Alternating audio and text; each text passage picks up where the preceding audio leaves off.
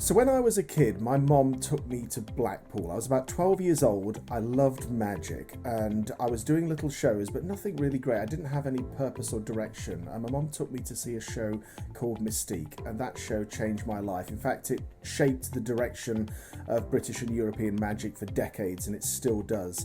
And the star of that show was my next guest, and we're incredibly proud to have him on today because we have a double star lineup this week. This man was a mega star illusionist, a director, producer, organizer or joint organizer of the largest magic convention in the world, and the man behind the magic of Britain's Got Talent, which starts tomorrow night. Please welcome to our show the godfather of magic, Mr. RUSS STEVENS. Here he is. Hi, Russ. Hi, guys. Hi, this is my dog Marley.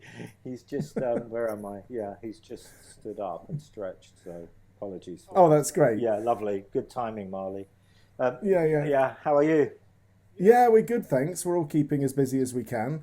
You know, we've got so much to get through in so little time, so I'm going to jump right into it. The Mystique show definitely changed the face of British magic. You know, there's no doubt about that. And I just wanted to know what your take was on it, because you were the star of that show for, what, 7, 8 years?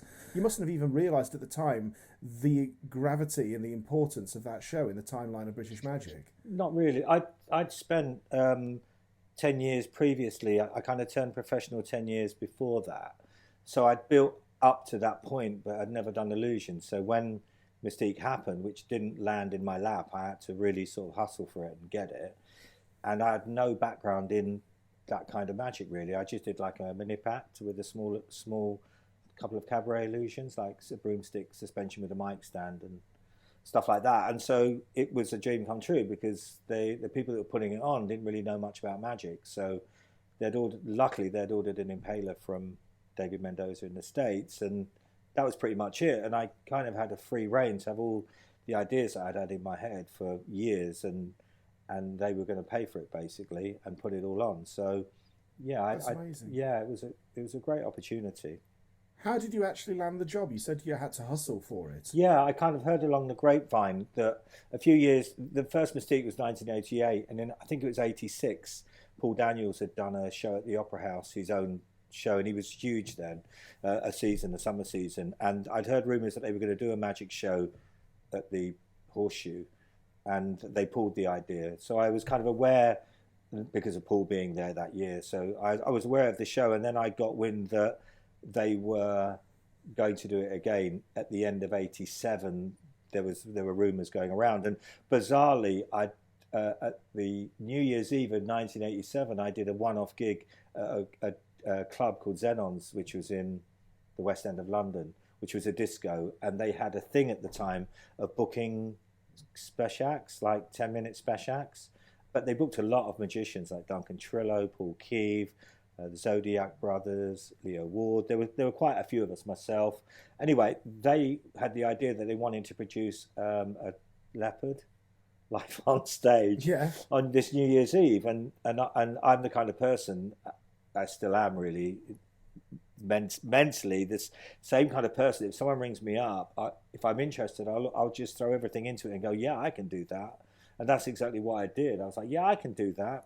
And I ended up getting a cage bill, and it was just a standard cage production, but I had no knowledge of any of that kind of thing. And we did it. And the fortunate thing was that I got it videoed, and because it was in the West End of London, it was a lot of Americans, a lot of foreigners in the audience. So it kind of sounded, it didn't sound like an English audience. So I'd sent that off to the people that were putting on the Mystique show and said I wanted to throw my hat in the ring. And they subsequently told me they thought that was some really big show in America that I'd done. So they kind of like had this grandiose idea of me that I was this illusion guy. And I kind of wasn't really. I sort of bluffed my way in, to be honest. You know.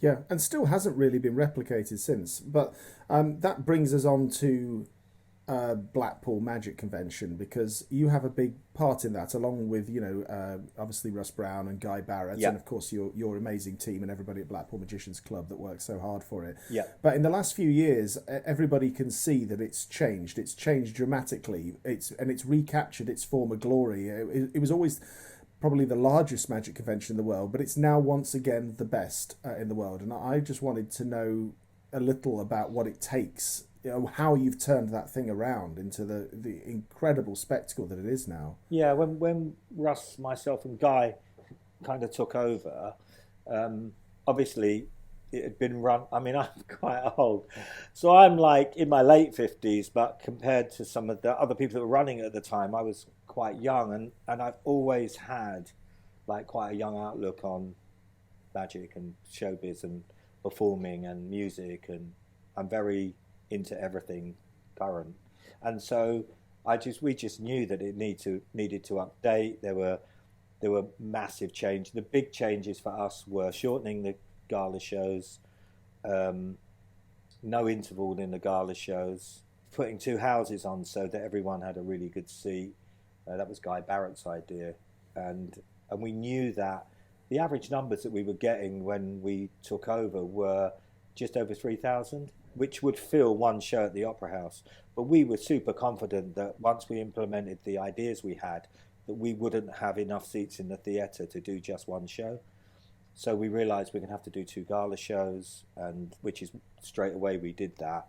Now we were just under 5,000 registrants this year, 4,987 or something crazy. Like, it was so close to the 5,000. But it's changed massively. But the other big thing that you've moved into is the world of TV, and you're now a face behind or a mind behind a lot of the magic that we see, particularly on Britain's Got Talent, and that's going to be airing tomorrow night. So I know there's going to be certain things that you obviously can't talk about, so I'm not going to pry, but I'm just going to let you talk a little and tell us, what can you tell us, any insights about what we might see this season? Yeah, I think the magic is every year on BGT we're constantly trying to sort of change it and up it. And last year was crazy. Last year we had 11 magicians in the live shows in the finals, which, putting that into context, I think 2 years previously, which was when my granddaughter Izzy was in it before I was working on the show,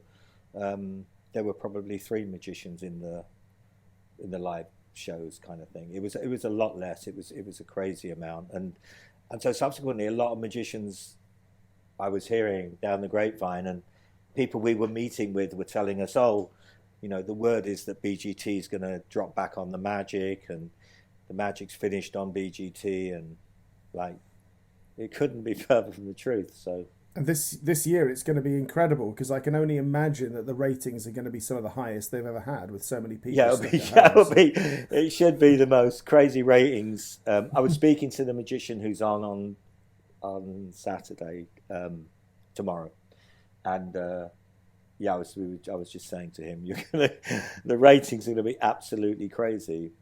Oh, it's great, and I know it's a huge undertaking, and I'm sure that you've got more work to do on it as the as the season progresses. Yeah, but what an exciting time. We'll all obviously be tuned in tomorrow, and I can't wait to hear. I can't wait to see what we've got in store for us. I've heard a couple of things on the grapevine that may or may not be on the show, and I'm excited to see what transpires. And I know that it's going to be great viewing. And Russ, thanks so much. I just want to say on a personal note, that when I was a kid, it was a huge deal to me that when I used to come to see Mystique, that I would not only come and see it, but you would actually spend time to sit down with people like myself. And it was a really great thing that you did, and it's something that's always stuck with me, and something I've tried to give my time to the youth coming up, because you have no idea the influence that it had and what it meant those times. And I could certainly say that I would not be doing what I'm doing now if I had not seen that show when I was a kid. And so thanks from me, and thanks on behalf of all of the people that you've influenced across their respective careers. And long may it continue. And I just want to thank you for that. No problem. Thank you very much. Oh, no, and thanks for coming on the show, Russ. I really, really appreciate it.